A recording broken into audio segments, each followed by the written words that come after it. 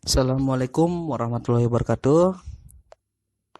Apa kabar semuanya? Semoga semua dalam keadaan sehat walafiat dan semoga semuanya tetap semangat belajar walaupun kita harus belajar tanpa harus tatap muka. Ya, kita harus belajar online. Di sini di pertemuan pertama ini adapun materinya untuk kelas 7 yaitu tentang sepak bola. Jadi semua anak didik Bapak harus paham apa itu sepak bola. Di sini Bapak akan menerangkan atau menjelaskan definisi dari sepak bola itu sendiri. Ya, kamu bisa lihat di layar atau juga kamu bisa lihat di buku paket kamu sendiri di halaman pertama. Di sini Bapak buat sepak bola adalah cabang olahraga yang menggunakan bola yang umumnya terbuat dari bahan kulit dan dimainkan oleh dua tim yang masing-masing beranggotakan 11 orang pemain inti dan beberapa pemain cadangan. Ya, Bapak ulangi. Sepak bola adalah cabang olahraga yang menggunakan bola yang umumnya terbuat dari bahan kulit dan dimainkan oleh dua tim yang masing-masing beranggotakan 11 pemain inti dan beberapa pemain cadangan. Jadi jumlah pemain dalam sepak bola itu ada 11 pemain, terdiri dari 10 pemain dan 1 kiper. Sisanya pemain cadangan.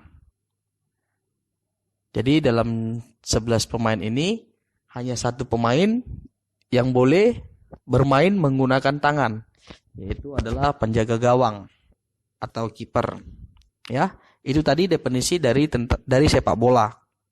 Jadi di sini Bapak mau anak murid Bapak tahu apa itu sepak bola. Ya, jadi selama ini kebiasaan kita itu maunya main bola, datang bola, tendang tanpa tahu apa itu sepak bola. Apa itu pengertian dari sepak bola. Di sini Bapak sudah jelaskan, mudah-mudahan kamu bisa paham, ya.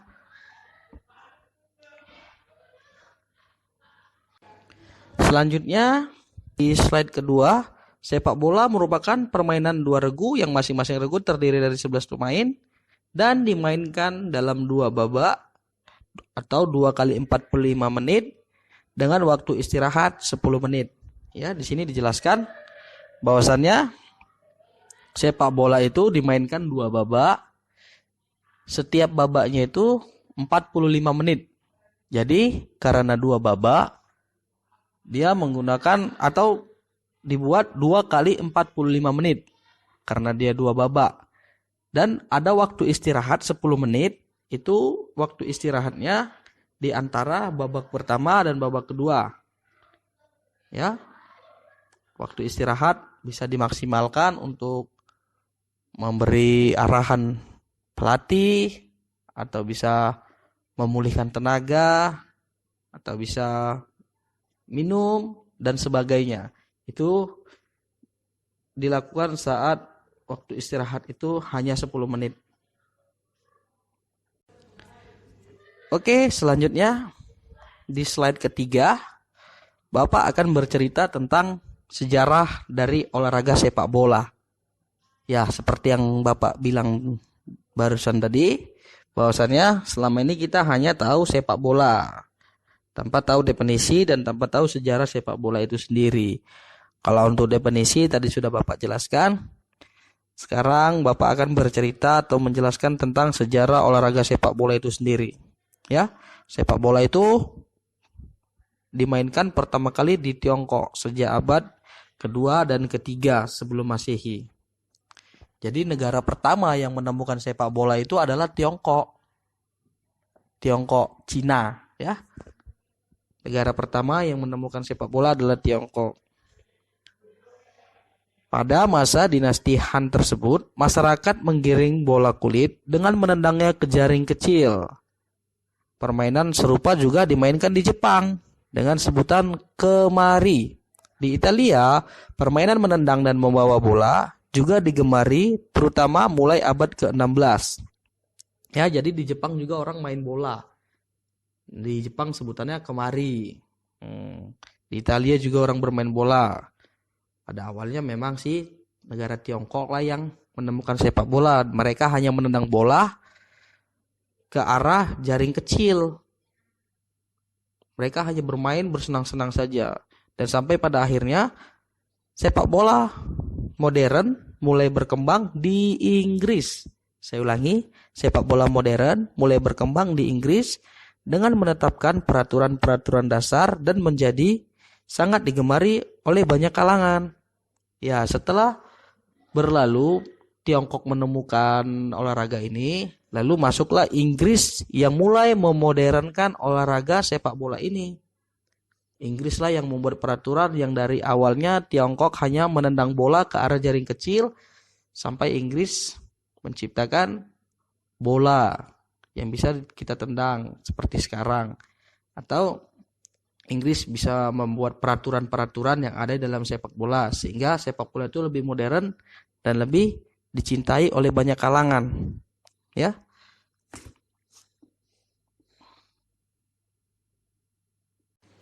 Selanjutnya di slide keempat, pada tanggal 21 Mei tahun 1904. Nah, ini kalian belum lahir pastinya ya.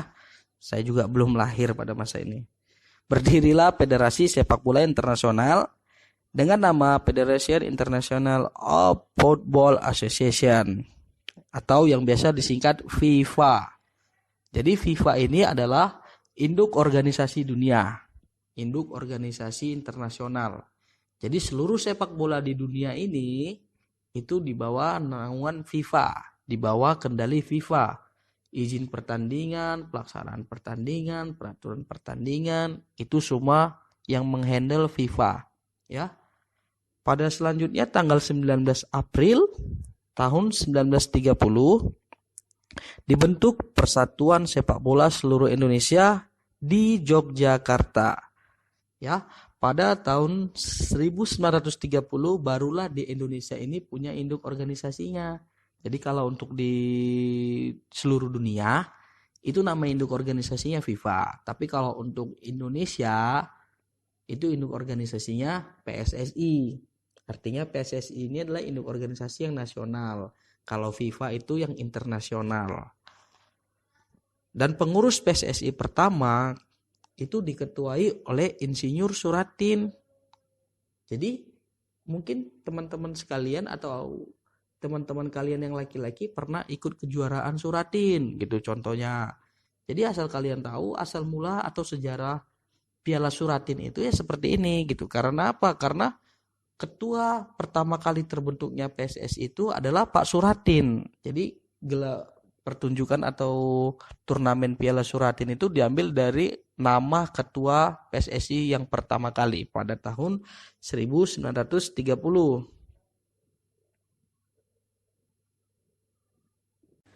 Selanjutnya di slide kelima itu dijelaskan FIFA memiliki law of the game untuk mengatur segala sesuatu yang berkaitan dengan sepak bola. Jadi arti law of the game ini di dalam buku law of the game inilah semua dituangkan peraturan-peraturan tentang sepak bola ini. Buku ini diterbitkan oleh FIFA sendiri. Jadi standar ukuran lapangan adalah salah satu yang diatur dalam law of the game. Untuk menggelar pertandingan dengan layak, lapangan harus memiliki panjang 90 sampai 120 meter dan lebarnya 45 sampai 90 meter. Nah, jadi menurut standar FIFA, kalau kita mau melakukan pertandingan yang berstandar nasional atau pertandingan resmi, itu kita harus menyediakan lapangan yang ukuran panjangnya itu yaitu tadi 90 sampai 120 meter, sedangkan lebarnya 49 sampai 90 meter. Bukan asal-asalan, bukan di mana dapat lapangan bisa dibuat main. Kalau menurut peraturan resminya, semua punya standarnya masing-masing.